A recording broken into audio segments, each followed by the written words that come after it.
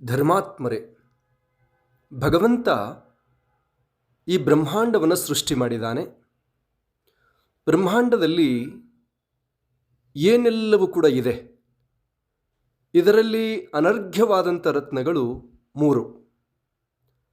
ಒಬ್ಬ ಸುಭಾಷಿತಕಾರ ಹೇಳ್ತಾ ಇದ್ದಾರೆ, ಪೃಥಿವ್ಯಾಂ 3 ರತ್ನಾನಿ ಜಲಂ ಅನ್ನಂ ಸುಭಾಷಿತಂ. ಅಂದರೆ ಶ್ರೇಷ್ಠವಾಗಿರ್ತಕ್ಕಂಥ ರತ್ನಗಳು 3. ಒಂದು ಜಲ, ನೀರು ಯಾರಿಗೆ ತಾನೇ ಬೇಡ. ಸಕಲ ಚರಾಚರ ಜೀವರಾಶಿಗಳಿಗೆ ನೀರು ಅತ್ಯಂತ ಅವಶ್ಯಕ. ನೀರು ಇಲ್ಲದೆ ಹೋದರೆ ಯಾವ ಜೀವಿಯೂ ಕೂಡ ಬದುಕುವುದು ತುಂಬ ಕಷ್ಟ. ಹಾಗಾಗಿ ನೀರಿಗೆ ಅತ್ಯಂತ ಶ್ರೇಷ್ಠವಾದ ಸ್ಥಾನವನ್ನು ಕೊಟ್ಟಿದ್ದಾರೆ. ಬಹುಶಃ ಇವತ್ತು ಜಗತ್ತಿಗೆ ಅನ್ನವನ್ನು ಕೊಡುವಂಥ ರೈತ ಬೆಳೆಯನ್ನು ಬೆಳಿತಾನೆ. ಸಾಕಷ್ಟು ದಿನಗಳು ರಸಗೊಬ್ಬರಗಳು ಮಾಡ್ತಾನೆ. ಫಲವತ್ತಾಗಿರ್ತಕ್ಕಂಥ ಭೂಮಿಯಲ್ಲಿ ಬೀಜಗಳು ಬಿತ್ತನೆ ಮಾಡಿ ಏನೆಲ್ಲ ರಸಗೊಬ್ಬರ ಔಷಧಗಳ ಉಪಚಾರವನ್ನು ಮಾಡಿರ್ತಾನೆ. ಬೆಳೆ ಬೆಳೀತಾ ಬಂದಿರುತ್ತೆ. ಇನ್ನೇನು ಕೊನೆ ಅವಸ್ಥೆಯಲ್ಲಿ ನೀರು ಸಿಗದೆ ಹೋದರೆ ಬೆಳೆಯೆಲ್ಲ ಒಣಗಿ ಹೋಗುತ್ತೆ. ಅಡಿಕೆ ಸಸ್ಯಗಳನ್ನು ಹಚ್ಚಿರ್ತಾನೆ, 6-8 ವರ್ಷ ಬೆಳೆಸ್ತಾನೆ, ಫಲಕ್ಕೆ ಬಂದಿರ್ತದೆ. ನೀರು ಸಿಗದೆ ಹೋದಾಗ ಅಡಿಕೆ ಮರಗಳೆಲ್ಲ ಒಣಗಿ ಹೋಗಿಬಿಡುತ್ತೆ. ಅಂದರೆ ನೀರು ಕೇವಲ ಒಬ್ಬ ವ್ಯಕ್ತಿಯಲ್ಲ, ರಾಜ, ಮಂತ್ರಿ, ಸಾಧಕ, ವ್ಯವಹಾರಿಕ ಪ್ರತಿಯೊಬ್ಬ ವ್ಯಕ್ತಿಗಳಿಗೂ ಕೂಡ ನೀರು ಅತ್ಯಂತ ಅವಶ್ಯಕ ಅಂಥೇಳಿ. ಹಾಗಾಗಿ ಅದಕ್ಕೆ ಶ್ರೇಷ್ಠವಾದ ಸ್ಥಾನವನ್ನು ಕಲ್ಪಿಸಿಕೊಟ್ಟಿದ್ದಾರೆ. ಹಾಗಾಗಿ ಪ್ರತಿಯೊಬ್ಬರಿಗೂ ಈ ಮುಖಾಂತರ ಹೇಳೋದಿಷ್ಟೇ, ಅನಾವಶ್ಯಕವಾಗಿ ನೀರನ್ನು ಹಾಳು ಮಾಡುವಂಥದ್ದು ಬೇಡ. ನಾವು ಪೂಜೆಗಾಗಿ ನೀರು ಬಳಸ್ತೇವೆ, ದಿನನಿತ್ಯ ಕರ್ಮ ಕ್ರಿಯೆಗಳಿಗಾಗಿ ನೀರನ್ನು ಬಳಸ್ತಾ ಇದ್ದೇವೆ, ಸಸ್ಯ ಸಂಕುಲಗಳಿಗಾಗಿ ನೀರನ್ನು ಬಳಸ್ತಾ ಇದ್ದೇವೆ, ನಮ್ಮ ಶರೀರದ ಶುದ್ಧೀಕರಣಕ್ಕಾಗಿ ನೀರನ್ನು ಬಳಸ್ತಾ ಇದ್ದೇವೆ, ಪಾತ್ರೆಗಳ ಸ್ವಚ್ಛತೆಗಾಗಿ ನೀರನ್ನು ಬಳಸ್ತೇವೆ. ಪ್ರತಿಯೊಂದು ಕಾರ್ಯಕ್ಕೂ ಬೇಕಾದಂಥ ಜಲವನ್ನು ಯಾರು ಕೂಡ ದುರ್ಬಳಕೆ ಮಾಡಿಕೊಳ್ಳೋದು ಬೇಡ ಅನ್ನೋ ಸಲಹೆ ಜೊತೆಗೆ, ಒಬ್ಬ ರಾಜ ಬೇಟೆಯಾಡ್ತಾ ಹೋಗಿದ್ದ. ತುಂಬ ಸಮಯ ಕಳೀತು. ಆನಂತರ ಬಾಯಾರಿಕೆ ಆಯಿತು. ಕಾಡಿನಲ್ಲಿ ನೀರು ಹುಡುಕಿ ಪ್ರಯತ್ನ ಮಾಡಿದರೆ ನೀರು ಸಿಗಲೇ ಇಲ್ಲ. ಆನಂತರ ಅವನ ಗಂಟಲು ಒಣಗಿ ತುಂಬ ನೋವನ್ನು ಅನುಭವಿಸಲಿಕ್ಕೆ ಶುರು ಮಾಡಿದ. ಹುಡುಕ್ತಾ ಬಂದಾಗ ಒಬ್ಬ ಸಂತನ ಹತ್ತಿರ ಕಮಂಡಲದಲ್ಲಿ ಒಂದಷ್ಟು ನೀರಿರುತ್ತೆ. ಆ ರಾಜ ಆ ಸಂತನನ್ನು ಕೇಳ್ತಾ ಇದ್ದಾನೆ, ಒಂದಷ್ಟು ನೀರನ್ನು ಕೊಡಿ ಅಂಥೇಳಿ. ಆವಾಗ ಸಂತ ಕೇಳಿದ, ನೀರಿಗೆ ಬದಲಾಗಿ ನೀವು ನನಗೇನು ಕೊಡ್ತೀರಾ? ರಾಜ ಹೇಳಿದ, 10,000 ಸುವರ್ಣ ಮುದ್ರೆಗಳನ್ನು ಕೊಡ್ತೇನೆ. ಆವಾಗ ಸಂತ ಹೇಳಿದ, ನಾನು ನೀರು ಕೊಡೋದಿಲ್ಲ. ಆವಾಗ ಹೇಳಿದ, ನನ್ನ ಅರ್ಧ ರಾಜ್ಯವನ್ನು ಕೊಡ್ತೇನೆ, ನೀರು ಕೊಡಿ. ಆದರೂ ಕೂಡ ಸಂತ ಹೇಳಿದ, ನಾನು ಕೊಡೋದಿಲ್ಲ. ಅವಾಗ ಹೇಳಿದ, ನನ್ನ ಸಂಪೂರ್ಣ ರಾಜ್ಯವನ್ನೇ ನಿಮ್ಮ ಪಾದಕ್ಕೆ ಇಡ್ತೇನೆ, ನನಗೆ ನೀರನ್ನು ಕೊಡಿ, ಇಲ್ಲದೆ ಹೋದರೆ ನಾನು ಸತ್ತು ಹೋಗ್ತೇನೆ ಅಂತ ಹೇಳಿದ. ಆವಾಗ ಸಂತ ಜಲವನ್ನು ಕೊಟ್ಟ. ನನಗೆ ನಿನ್ನ ಯಾವ ಸಂಪತ್ತಿಯೂ ಬೇಡ, ಜಲದ ಮಹತ್ವ ಇಷ್ಟಿದೆ ಎನ್ನುವಂಥ ಉದಾತ್ತವಾಗಿರ್ತಕ್ಕಂಥ ವಿಚಾರವನ್ನು ಸಂತ ಉಪದೇಶ ಮಾಡಿದ ಅಂತ ಇತಿಹಾಸ ಬರುತ್ತೆ. ಹಾಗಾಗಿ ನೀರು ಅನರ್ಘ್ಯವಾಗಿರುವಂಥ ರತ್ನ ಅಂಥೇಳಿ. ಆನಂತರ ಎರಡನೇದು ಯಾವುದು ಅಂತ ಕೇಳಿದರೆ ಅನ್ನಂ, ಅಂದರೆ ಆಹಾರ ಪದಾರ್ಥ. ನಾವು ತೆಗೆದುಕೊಳ್ಳುವಂಥ ಆಹಾರ ಏನಿದೆಯಲ್ಲ, ಅದು ದೊಡ್ಡ ಸಂಪತ್ತಿ. ಪ್ರತಿಯೊಂದು ಜೀವಕ್ಕೂ ಕೂಡ ಅನ್ನ ಬೇಕು, ಆಹಾರ ಬೇಕು. ಆಹಾರ ಇಲ್ಲದೆ ಹೋದರೆ ಯಾವ ಜೀವಿಯೂ ಕೂಡ ಬದುಕಲಿಕ್ಕೆ ಸಾಧ್ಯ ಇಲ್ಲ, ನಿತ್ಯ ಕರ್ಮಗಳನ್ನು ಮಾಡಲಿಕ್ಕೆ ಸಾಧ್ಯ ಇಲ್ಲ, ಯಾವ ವ್ಯವಹಾರವನ್ನು ವ್ಯವಹರಿಸಲಿಕ್ಕೂ ಕೂಡ ಸಾಧ್ಯವಾಗೋದಿಲ್ಲ. ಒಬ್ಬ ವ್ಯಾಪಾರಿ ಎಷ್ಟೇ ಲಾಭದಾಯಕವಾಗಿರ್ತಕ್ಕಂಥ ವ್ಯಾಪಾರ ನಡೀತಾ ಇದ್ರೂ ಕೂಡ ಹಸಿವಾತು ಅಂದಾಗ ಆ ವ್ಯಾಪಾರ ಅವನಿಗೆ ಅಷ್ಟು ಖುಷಿಯನ್ನು ಕೊಡೋದಿಲ್ಲ. ಅದೇ ರೀತಿಯಾಗಿ ಯಾವುದೇ ಒಬ್ಬ ವ್ಯಕ್ತಿ ಏನೆಲ್ಲ ಸಾಧನೆ ಮಾಡುವಂಥ ವ್ಯಕ್ತಿ ಅವನಿಗೆ ಹಸಿವಾಯಿತು ಅಂದಾಗ ಆ ಸಾಧನೆಯು ಕೂಡ ವ್ಯರ್ಥ ಅಂತ ಕಾಣ್ತಾ ಹೋಗುತ್ತೆ. ಹಾಗಾಗಿ ಅನ್ನಕ್ಕೂ ಕೂಡ ಅತ್ಯಂತ ಶ್ರೇಷ್ಠವಾದ ಸ್ಥಾನ ಇದೆ ಅಂಥೇಳಿ. ಯಾವುದೇ ಒಬ್ಬ ಸಾಮಾನ್ಯನಾಗಿರಲಿ, ರಾಜನಾಗಿರಲಿ, ಮಂತ್ರಿಯಾಗಿರಲಿ, ಸಾಧಕನಾಗಿರಲಿ, ಅಥವಾ ಯಾವುದೇ ಸಕಲ ಚರಾಚರ ಜೀವರಾಶಿಗಳು ಅನ್ನ ಇಲ್ಲದೆ ಹೋದಾಗ, ಅತ್ಯಂತ ಹಸಿವಾದಾಗ ಎಲ್ಲ ಬೇರೆಯವರು ಕಿತ್ತುಕೊಂಡು ತಿನ್ನುವಂಥ ಪ್ರಸಂಗಗಳು ಕೂಡ ನಿರ್ಮಾಣ ಆಗತ್ತೆ. ಅನಂತರವಾಗಿ ಅಂಥ ಅನ್ನಕ್ಕೆ ಶ್ರೇಷ್ಠವಾದ ಸ್ಥಾನವನ್ನು ಕೊಟ್ಟಿದ್ದಾರೆ. ಅನ್ನವೂ ಕೂಡ ಅತ್ಯಂತ ಅನರ್ಘ್ಯವಾಗಿರುವಂಥ ರತ್ನ ಅಂಥೇಳಿ. ಒಂದು ಮಾತನ್ನು ತಮ್ಮ ಗಮನಕ್ಕೆ ನೋವಿನಿಂದ ಹಂಚಿಕೊಳ್ಳಿಕ್ಕೆ ನಾವು ಬಯಸ್ತೇವೆ. ಸದ್ಭಕ್ತ ಬಂಧುಗಳೇ, ಸಾಕಷ್ಟು ಕಡೆಗೆ ನೋಡ್ತೇವೆ, ಗೃಹ ಪ್ರವೇಶ, ಮದುವೆ ಕಾರ್ಯಗಳಲ್ಲಿ ಒಳ್ಳೆಯ ಆಹಾರ ಪದಾರ್ಥಗಳನ್ನು ತಯಾರು ಮಾಡಿರ್ತಾರೆ. ಬಹುತೇಕರು ಆ ಎಲೆಯಲ್ಲಿ, ತಟ್ಟೆಯಲ್ಲಿ ಅನ್ನವನ್ನು ಹಾಗೆ ಬಿಡ್ತೀರಿ. ಇದು ದೊಡ್ಡ ಪಾಪದ ಕೆಲಸ ಆಗತ್ತೆ.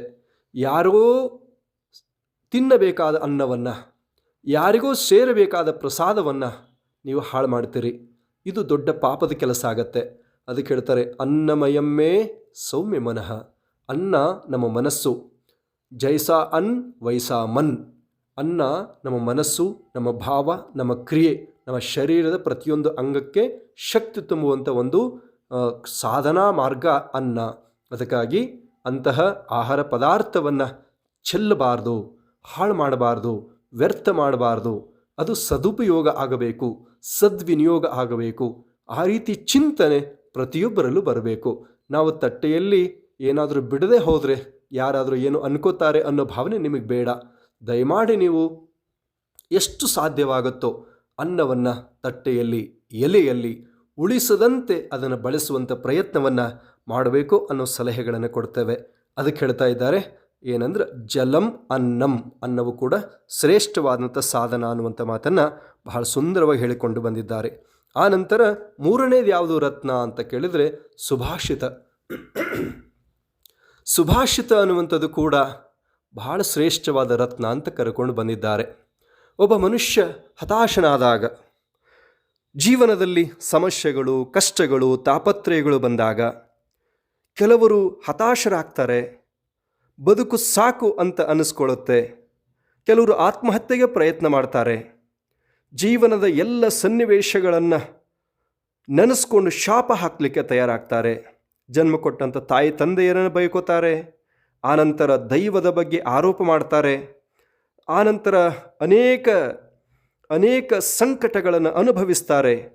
ಆನಂತರ ಅವರೇನು ಅಂತ ಕೇಳಿದರೆ, ಈ ಸುಂದರವಾದ ಬದುಕನ್ನು ತಮ್ಮ ಪ್ರಾಣ ತ್ಯಾಗ ಮಾಡಿಕೊಳ್ಳೋ ಹಂತಕ್ಕೆ ತಗೊಂಡು ಹೋಗ್ತಾ ಇದ್ದಾರೆ. ಮತ್ತು ಜೀವನೋತ್ಸಾಹವನ್ನು ಕೂಡ ಕಳ್ಕೋತಾ ಇದ್ದಾರೆ. ಇದು ಏನಕ್ಕೆ ಅಂತ ಹೇಳಿದರೆ, ಈ ಅನೇಕ ಸಂಕಷ್ಟಗಳು ಬಂದ ಕಾರಣಕ್ಕಾಗಿ. ಇಂಥ ಸಮಯದಲ್ಲಿ ನಮಗೆ ಪ್ರೇರಣೆಯಾಗ್ತಕ್ಕಂಥದ್ದು ಯಾವುದು ಅಂತ ಕೇಳಿದರೆ, ನಮಗೆ ಪ್ರೇರಣಾದಾಯಿಯಾಗಿ ಸುಭಾಷಿತ, ಹಿರಿಯರು, ಅನುಭವಿಗಳು ಹೇಳುವಂಥ 4 ಮಾತುಗಳು, ಒಳ್ಳೆಯ ಮಾತುಗಳನ್ನು ಹೇಳಿದರೆ ಅದು ಪ್ರೇರಣಾದಾಯಿಯಾಗಿ ಅವರು ಆ ಸಮಸ್ಯೆಗಳಿಂದ ಹಿಂದೆ ಸರಿತಾರೆ ಎನ್ನುವಂಥದ್ದು. ಅದಕ್ಕಾಗಿ ಎಂತೆಂಥ ವಿಷಯಗಳು, ಎಂತೆಂಥ ಸಂದರ್ಭದಲ್ಲಿ ಮನುಷ್ಯನನ್ನು ಪರಿವರ್ತನೆ ಮಾಡಿದ್ದಾವೆ. ನೀವು ಸ್ವಲ್ಪ ಚಿಂತನೆ ಮಾಡಿರಿ. ರತ್ನಾಕರ, ಒಬ್ಬ ಬೇಡನಾಗಿರ್ತಕ್ಕಂಥ ವಾಲ್ಮೀಕಿ, ನಾರದ ಮಹರ್ಷಿಗಳ ಅನುಗ್ರಹದಿಂದ 4 ಹಿತ ನುಡಿಗಳಿಂದ ವಾಲ್ಮೀಕಿ ಮಹರ್ಷಿಯಾಗಿ ಪರಿವರ್ತನೆ ಆಗಿಲ್ವೇ? ಆನಂತರ ಅಂಗುಲಿ ಮಾಲ, ಒಬ್ಬ ಬೇಟೆಗಾರನಾಗಿ, ಕಳ್ಳನಾಗಿ ಪಾಪ ಕೃತ್ಯವನ್ನು ಮಾಡುವಂಥ ವ್ಯಕ್ತಿ ಬುದ್ಧನ ಅನುಗ್ರಹದಿಂದ, ಬುದ್ಧನ 4 ಹಿತವಚನಗಳಿಂದ ಶ್ರೇಷ್ಠ ಸಂತನಾಗಿಲ್ವೇ? ಆನಂತರದಲ್ಲಿ ಸಾಮಾನ್ಯ ಬಾಲಕನಾಗಿರ್ತಕ್ಕಂಥವನು ಚಾಣಕ್ಯರ ಹಿತವಚನದಿಂದ, ಮಾರ್ಗದರ್ಶನದಿಂದ ಸಾಮ್ರಾಟ್ ಚಂದ್ರಗುಪ್ತ ಮೌರ್ಯನಾಗಿ ಪರಿವರ್ತನೆ ಆಗಲಿಲ್ವೇ? ಇದು ವಿಶೇಷತೆ ಎನ್ನುವಂಥದ್ದು. ಯಾವ ವಿದ್ಯಾರಣ್ಯರ ಪ್ರೇರಣೆಯಿಂದ, ಅನುಗ್ರಹದಿಂದ ಹಕ್ಕಬುಕ್ಕರು ವಿಜಯನಗರ ಸಾಮ್ರಾಜ್ಯವನ್ನು ಪ್ರತಿಷ್ಠಾಪನೆ ಮಾಡಲಿಲ್ವೇ? ಆನಂತರ ಸಮರ್ಥ ರಾಮದಾಸರ ಕೃಪೆಯಿಂದ ಛತ್ರಪತಿ ಶಿವಾಜಿ ಮರಾಠ ಸಾಮ್ರಾಟನಾಗಲಿಲ್ವೇ? ಇದು ಇತಿಹಾಸ ತುಂಬ ಅದ್ಭುತವಾಗಿರ್ತಕ್ಕಂಥದ್ದು. ಸಾಮಾನ್ಯನಾಗಿರ್ತಕ್ಕಂಥ ನರೇಂದ್ರ ಯಾವ ರಾಮಕೃಷ್ಣ ಪರಮಹಂಸರ ಕೃಪೆಯಿಂದ, ಮಾರ್ಗದರ್ಶನದಿಂದ, ಜ್ಞಾನೋಪದೇಶದಿಂದ ಶ್ರೇಷ್ಠ ಸ್ವಾಮಿ ವಿವೇಕಾನಂದರಾಗಿ ಪರಿವರ್ತನೆಗೊಳ್ಳಲಿಲ್ಲವೇ? ಈ ರೀತಿಯಾಗಿ ಇತಿಹಾಸಗಳನ್ನು ನಾವು ನೋಡ್ತಾ ಹೋದರೆ, ಉದಾಹರಣೆಗಳು ಕೊಡ್ತಾ ಹೋದರೆ ಸಾವಿರಾರು ಇದ್ದಾವೆ. ಹಾಗಾಗಿ 4 ಹಿತವಚನಗಳು, ಅಂಥ ಸಂದರ್ಭದಲ್ಲಿ, ಅಂಥ ಸಂಕಷ್ಟಗಳು ಬಂದಾಗ ಒಳ್ಳೆಯ 4 ಮಾತುಗಳನ್ನು ಹೇಳೋದ್ರಿಂದ, ಹಿರಿಯರು, ಅನುಭವಿಗಳು, ತಪಸ್ವಿಗಳು, ಸಾಧಕರು, ಜನ್ಮದಾತರು ಅಂಥ ಸಂದರ್ಭದಲ್ಲಿ 4 ಹಿತವಚನಗಳನ್ನು ಹೇಳೋದ್ರಿಂದ, 4 ಒಳ್ಳೆ ಮಾತುಗಳನ್ನು ಹೇಳೋದ್ರಿಂದ, 4 ಪ್ರೇರಣಾದಾಯಿಯಾಗಿರ್ತಕ್ಕಂಥ ವಿಚಾರಗಳನ್ನು ಅವರ ಗಮನಕ್ಕೆ ತರೋದ್ರಿಂದ ಆ ಸಮಸ್ಯೆಗಳಿಂದ ಅವರು ಮುಕ್ತರಾಗಿ ಶ್ರೇಷ್ಠ ಸಾಧಕರಾಗಲಿಕ್ಕೆ ಸಾಧ್ಯವಾಗತ್ತೆ ಅಂತಕ್ಕಂಥದ್ದು. ಅದಕ್ಕಾಗಿ ಜಗತ್ತಿನಲ್ಲಿ ಇವು ಎಲ್ಲದಕ್ಕೂ ಕೂಡ ಏನು ಅಂತ ಜಗತ್ತಿನಲ್ಲಿ ಅತ್ಯಂತ ಶ್ರೇಷ್ಠವಾಗಿರ್ತಕ್ಕಂಥ ರತ್ನಗಳು ಪೃಥಿವ್ಯಾಂ ತ್ರೀಣಿ ರತ್ನಾಣಿ ಜಲಂ ಅನ್ನಂ ಸುಭಾಷಿತಂ. ಇದರೆಲ್ಲ ತಾತ್ಪರ್ಯ ಇಷ್ಟೇ, ಜಲವನ್ನು ಹಾಳು ಮಾಡಬೇಡಿ, ಅನಾವಶ್ಯಕವಾಗಿ ವ್ಯರ್ಥ ಮಾಡ್ಕೋಬೇಡಿ. ಆನಂತರದಲ್ಲಿ ಅನ್ನವನ್ನು ತಟ್ಟೆಯಲ್ಲಿ ಯಾರು ಬಿಡೋದು ಬೇಡ, ಆ ಸಂಕಲ್ಪವನ್ನು ಮಾಡ್ಕೊಳ್ಳಿ. ಆನಂತರದಲ್ಲಿ ಯಾವುದೇ ಸಂದರ್ಭದಲ್ಲಿ ಎಷ್ಟೇ ಕಠಿಣ ಪ್ರಸಂಗ ಬಂದಾಗಲೂ ಕೂಡ ಬೇರೆಯವ್ರ ಮೇಲೆ ಆರೋಪ ಮಾಡೋದು ಬೇಡ, ಆತ್ಮಹತ್ಯೆಯ ಚಿಂತನೆಯನ್ನು ಕೂಡ ಮಾಡಬಾರ್ದು ಅಂತಕ್ಕಂಥ ಸಲಹೆಗಳನ್ನು ಈ ಮುಖಾಂತರ ಆತ್ಮೀಯರಿಗೆ ಕೊಡ್ತಾ ಈ ಸಂದೇಶಕ್ಕೆ ವಿರಾಮ ಕೊಡ್ತಾ ಇದ್ದೇವೆ. ಓಂ ಶಾಂತಿ ಶಾಂತಿ ಶಾಂತಿ.